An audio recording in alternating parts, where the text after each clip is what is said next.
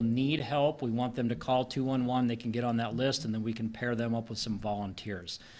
The other part, Red Cross has its shelter open, and it'll be open through the weekend. Essentially, we're looking at for people that are impacted by either the storm or the flooding that's happening. Right now, they have 3 guests that are there, but we're anticipating some more, especially from people outside of Sioux Falls that are impacted with the flooding. I think that's all I have for right now. I'll turn it over to Mark Cotter.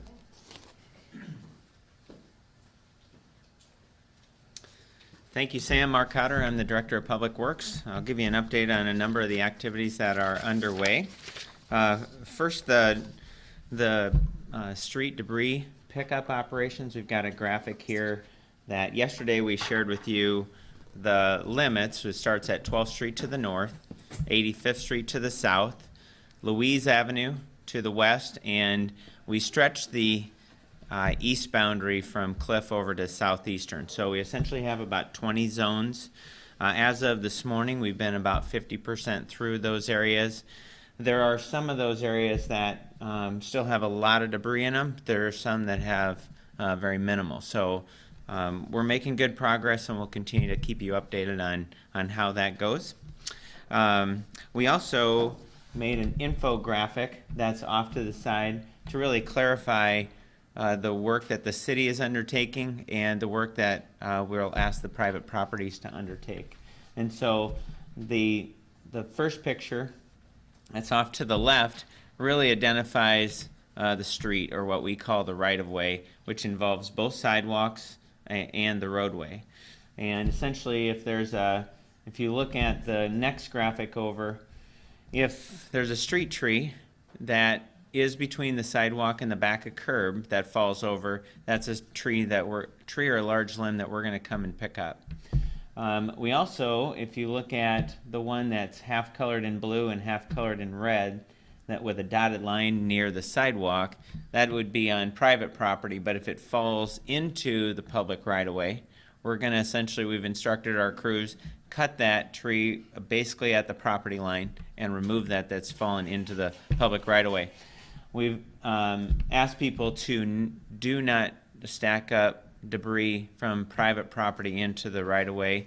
There's a number of resources through 211 that if you don't have the resources to take them to one of the now 4 free drop-off locations in or near Sioux Falls, there's just mobilize that 211 volunteer efforts.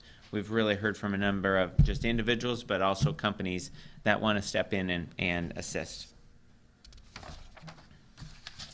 It goes without saying, there's a lot of activity that's happening in the right-of-way. We know private property owners are working there, but also our street debris cleanup crews trying to do this as safely and efficiently as possible. Ask the traveling public to still not drive in those areas. The less vehicles that we can have in those areas, the better. The public drop-off sites, if you've been out there, are just really working really well. Out of the 2 that the city has had, over 5,000 vehicles have already been through, and we're about 60 hours into this recovery effort. They're going to remain open. The mayor did ask yesterday, is it possible for us to expand them, maximize daylight hours to go from 7 p.m. to 8 p.m., and so we did expand those hours. So the city drop-off sites will be open from 7 a.m. to 8 p.m., and we're going to run those until we see any change that would need to adjust those hours. Right now, we are planning to have them open through September. We know that there's been a substantial amount of debris removed already from the street right-of-way and private properties, but we know gearing up for this weekend, there's going to be a lot of traffic out there. So we've really tried to maximize and keep those drop-off sites very functional.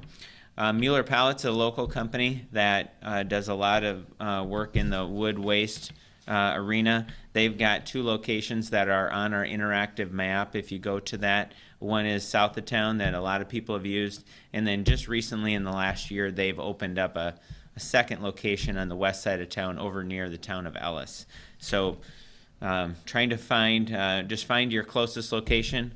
All 4 of them are free to the public. Mueller Pallet does have slightly different hours than what we have, and so check that those hours. Today, just if you want to get an up close and personal look at some of the work that's happening at those sites for the media, we are going to have an infield press meet that's going to happen at 2 o'clock. Donnie Kuiper, our landfill manager, will conduct that press conference, and that'll be at our Street Division campus location near Chambers and Cliff Avenue. So take that in if you will. You'll see some grinding operations happening to really significantly reduce the volume of this material, and it's also being hauled off as we grind it. Any mixed debris that would have anything other than trees in it, again, we want that mixed debris to go directly to the landfill. If it's also free to dump at the landfill if it is storm debris.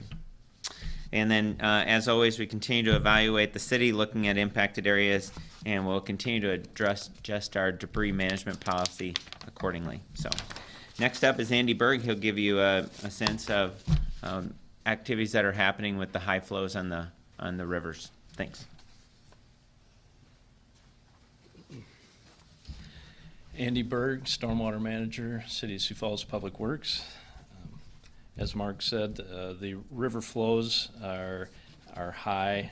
Skunk Creek, currently we're at about 7,500 CFS with a gauge height of 13.4. The charts are showing that river level is cresting. It has not started coming down yet, but looks to be topping off, so we don't anticipate additional rises in the river levels as it's coming in from Skunk Creek. And as most of you know, Skunk Creek is the primary feed for the Big Sioux River as it flows through the south part of town. So the areas such as 41st Street, where we have a closure right now from Cliff to Phillips Avenue, that is primarily Skunk Creek flows. So as we see those start dropping, hopefully this afternoon into the evening, we will be continually watching that and opening that road up as soon as we're able to do so. Big Sioux River, the flows at the Del Rapids gauge are exceeding record levels up there. Record previously was 16.5. The gauge height right now I believe is 16.6, 16.7. So record levels up there. A lot of impacts north of town. The flows as they're coming into the city on the Big Sioux are being diverted around town through our diversion channel. Those flows are contained in our levee system. We are actively monitoring our levee system as these flows go through and taking any actions necessary. The diversion dam itself, we will start feeding water through that diversion dam today as Skunk Creek flows recedes, as the path around the town has capacity to do so.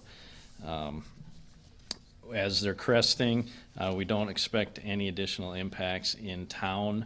As you've heard, though, there are a lot of road closures in the region around town, so certainly be aware of those as you're traveling. Next up is Kelby Maris with the Parks Department.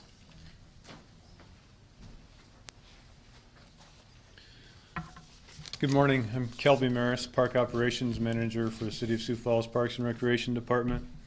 With these increased river levels, multiple parks along Skunk Creek and the Big Sioux River and sections of the bike trail system are being inundated with floodwaters. Some of the parks that are closed include Legacy Park, Yankton Trail Park, Spencer Park, Tut Hill Park, Pasley Park, Rotary Park, and Cherry Rock Park. And we are seeing bike trail floodwaters from Legacy Park all the way downstream to Falls Park. Definitely ask that people please respect the barricades and stay out of the flooded areas within the park system and bike trails. And as the floodwaters recede and flood debris is cleaned up, park crews will be removing those barricades as the parks become open. Parks Department crews also continue to support the tornado cleanup efforts. Not only working in the city streets, but also clearing debris throughout the impacted parks as well. Our 4 forestry crews are addressing street trees that have caused property damage, especially in the most heavily impacted areas. And at this time, I will turn it over to Corey Schroeder with Team Rubicon. Could you list the parks that are closed again? Sure. Legacy, Yankton Trail, Spencer, Tut Hill, Pasley, Rotary, and Cherry Rock. Thank you.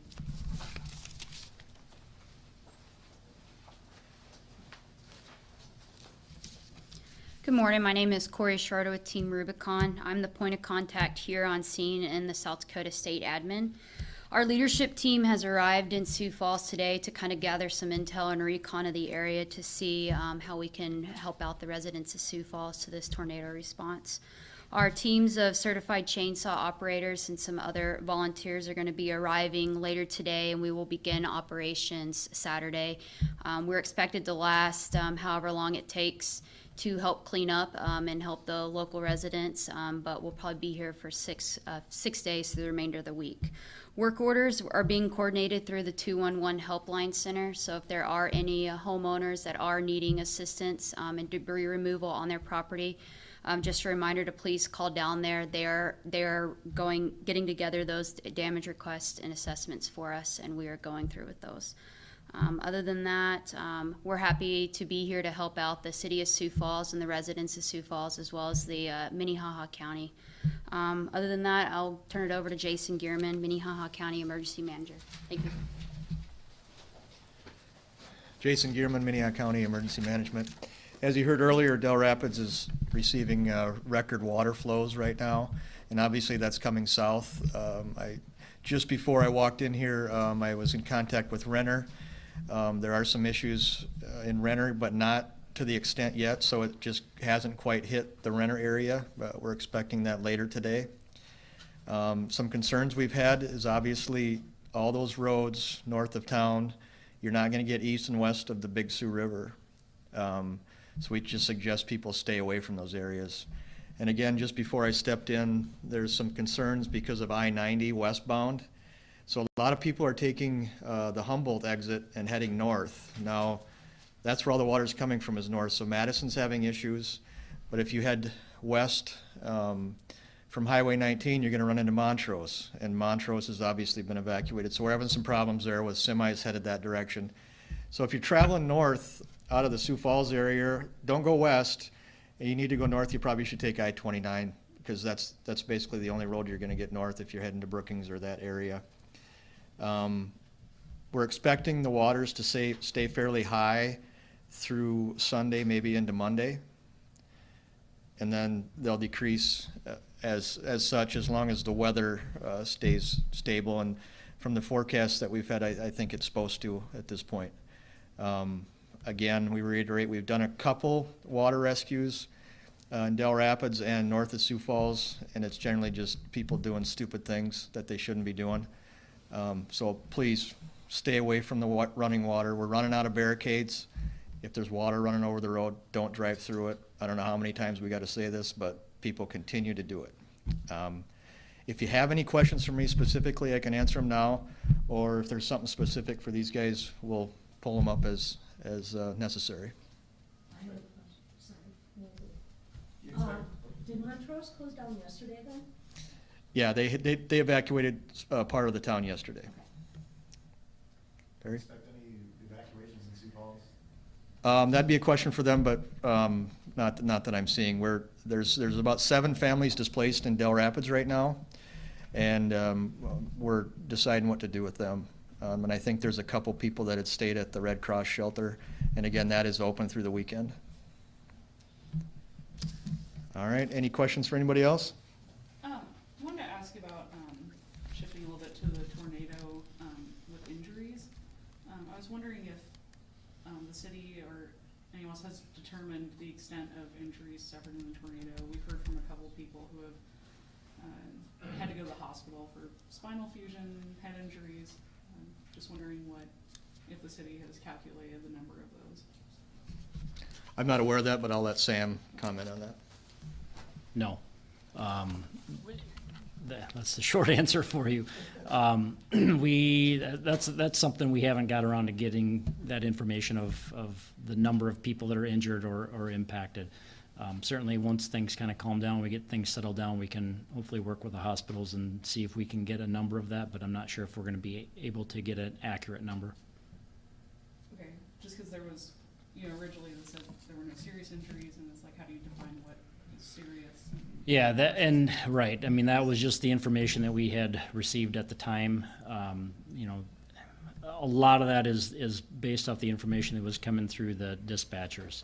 And so if people have some injuries, what maybe at the time seemed to be a minor injury and went to a hospital on their own, we're probably not going to find out that information, especially if it turns out to be a serious injury later on. But I don't know if we're going to be able to get an accurate number, but we can certainly look into that to see if we can put something together. I'm wondering about the Latta neighborhood and some of the areas that flooded earlier this year. What's going to be happening there? What's anticipated? If they'll be impacted at all? You want- The Lotta neighborhood's an area we've been watching, obviously, with the spring flooding we had down there. The Skunk Creek flows that I mentioned have basically flattened off, peaked. In the Lotta area, we have not seen any flooding of structures or anything down there.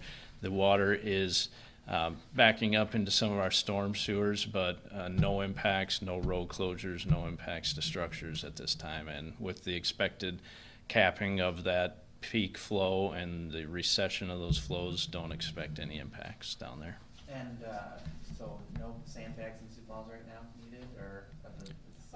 There are not any that we've placed for critical infrastructure that haven't already been there from the March event. You know, some of our lift stations, we left them in place, so they're still there.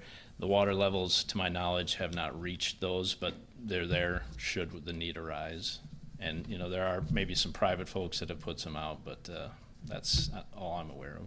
Is the city going to be doing any sandbagging operations? Or? There's no plan for any infrastructure additionally needed to be sandbagged with the event with the current river forecasting.